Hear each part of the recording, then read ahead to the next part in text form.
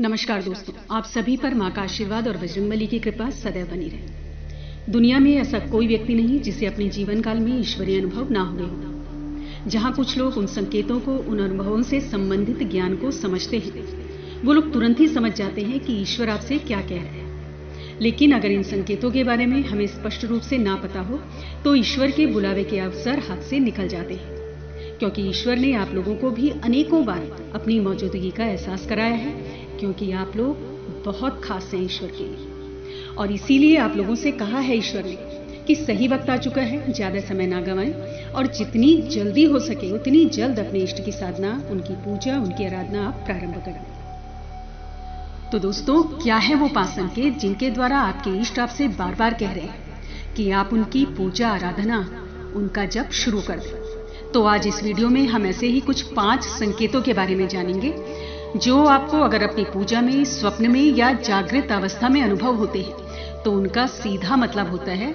कि आपको अपने ईश्वर की पूजा, आराधना शुरू कर देनी चाहिए, क्योंकि ये वो पल होते हैं जो आपका जीवन रूपांतरित कर देते हैं, पूरी तरह से बदल देते हैं। तो दोस्तों, जानते हैं पहला संकेत। यदि आप नियमित पूजा पाठ नहीं कर रहे हैं या कभी कभार कर रहे हैं, उसके बावजूद भी आपको सपने में ईश्वर के दर्शन होते हैं, तो ये स्पष्ट संकेत है कि ईश्वर आपसे कह रहा है कि वो आपके साथ है और आपको तुरंत ही उनकी नियमित पूजा शुरू कर देनी चाहिए। दोस्तों, आप बहुत खुशकिस्मत हैं कि आपको इतने स्पष्ट रूप से ईश्वर स्वप्न में दिख रहे हैं, क्योंकि ये घटना हर किसी के साथ नहीं घटती। कुछ अधूरा काम या प्रार्थना पिछले जन्म की रह गई होती है, जो हमें अगले जन्मों में संपन्न करनी होती है।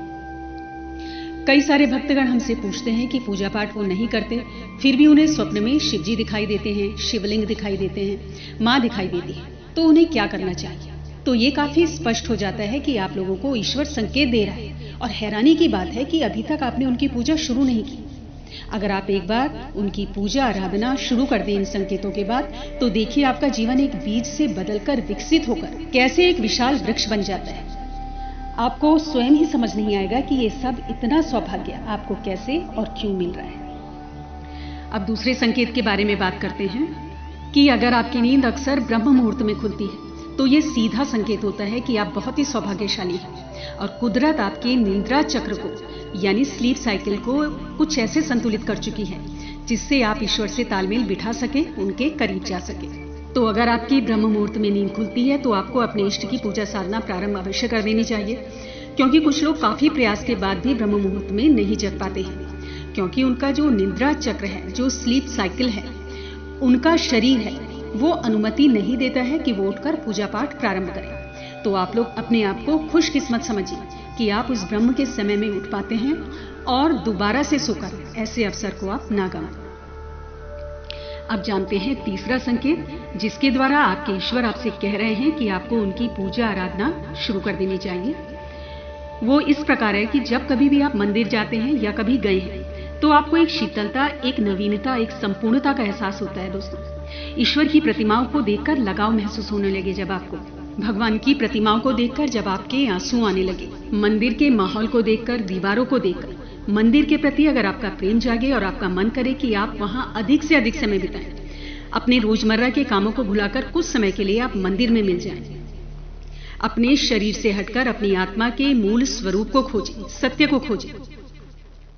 और अगर ये एहसास आपको मंदिर में होता है और ये खिंचाव सत्य को लेकर आपको होता है, तो ये सीधा संकेत है कि परमेश्वर ने आपके दिल के तार को छेड़ा है और आपके भीतर अनंत प्रेम का संचार हुआ है। आपको अपने आप को ईश्वर को समर्पित कर देना चाहिए। चौथा संकेत, आपके मन में कभी कभी क्रोध आ जाता है, थोड़ा सही, लेकिन लालच और ईर्ष्या की भावना आ जाती है, जो आपका अंतर्मन तो समझता है कि नहीं होनी चाहिए, लेकिन भौतिक जरूरतों की वजह से आपको इक्का दुक्का बार अपने लालच की पूर्ति करनी पड़ जाती है। लेकिन इसका परिणाम काफी गंभीर हो जाता है और कुछ आपके संग फिर ऐसा घटने लगता है जो कि एक स्वस्थ जीवन जीने में बाधा है, वो आपको तकलीफ देता है। आसान शब्दों में, अगर आपके हाथों थोड़ी सी बुराई हो जाती है, उसके बदले आपको उसकी बहुत बड़ी कीमत चुकानी पड़ती है, तो ये सीधा संकेत होता है कि आपकी सेंसिटिविटी बहुत ही अधिक बढ़ गई है।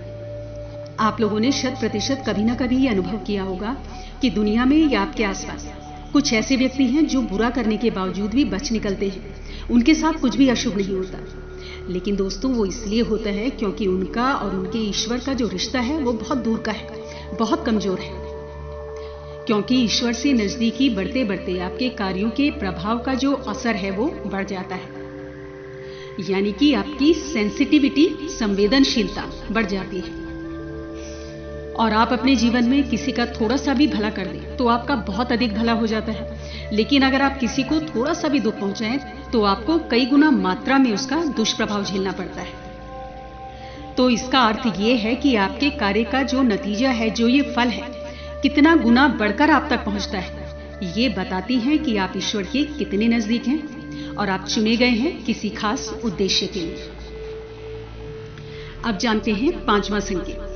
दोस्तों, दिन के समय या कभी भी आप अपने काम में व्यस्त होते हैं, उसी बीच आपको यह अनुभव होने लगे कि कोई आपके आसपास है, कोई आपको घूर रहा है, लगातार आपको देखे जा रहा है, या कभी कभी किसी के चलने का एहसास होता है, कदमों की आहट अगर आपको सुनाई देती है, किसी की मौजूदगी अगर आपको महसूस होती है, तो ऐसे समय में लोग बहुत डर जाते हैं, ये सोचकर कि कोई नकारात्मक ऊर्जा है, भूत प्रेत है, और फिर भयभीत हो जाते हैं, घबरा जाते हैं।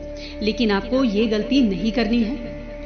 आपको ये बात याद रखनी है कि ये सीधा संकेत है किसी सकारात्मक ऊर्जा की मौजूदगी का, क्योंकि हमेशा ही सकारात्मक ऊर्जाएं धैर्यवान होती हैं, उग्र नहीं होती, सौम्य होती हैं। ये आहटें, ये मौजूदगी का एहसास सिर्फ सकारात्मक ऊर्जाएं ही पैदा करती हैं, वरना कभी भी अगर नकारात्मक ऊर्जा आएगी तो ये बहुत ज्यादा आक्रामक होगी, तीव्र होगी, असंवेदनशील होगी और फौरन हानि पहुंचाएगी।